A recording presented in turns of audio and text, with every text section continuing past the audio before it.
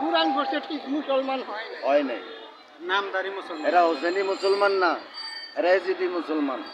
এরা আমার রাসূল বিরোধী। এটা তো কোনো এরা হাসান ইয়া হোসেন দেখাইতে পারে না। এরা আহলে সুন্নি মুজাজা দেখাইতে বিরোধী। পারে না, না?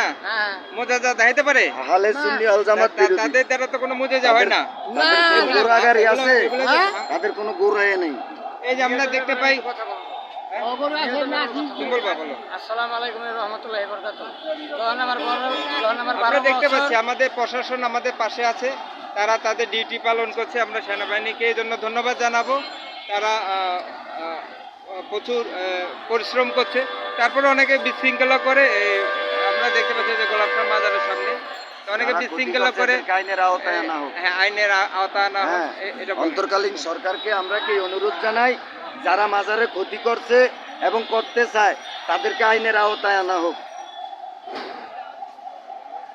এটা আর আবার শুধু যারা প্রশাসনের উপরে আক্রমণ করে সকলকে আইনের আওতায় আনা হোক। এটা তো খারাপ লোক। ঠিক আছে, সকলকে আইনের আওতায় আনা হোক, এটাই আমাদের দাবি। হ্যাঁ, বলেন।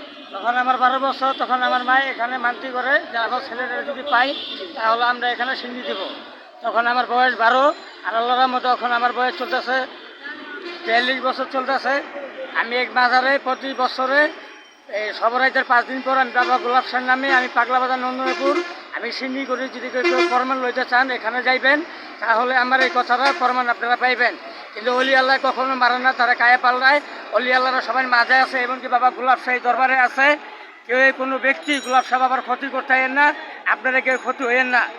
মুসলমান হইয়া হিন্দুরা মন্দির পাহারা দেন, কিন্তু মুসলমানের ক্ষতি করতে চান, অলি আল্লাহর দরবারে উড়াই দিতে চান।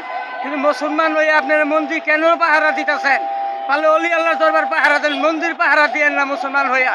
এই মুসলমান আমাদের দরকার নাই।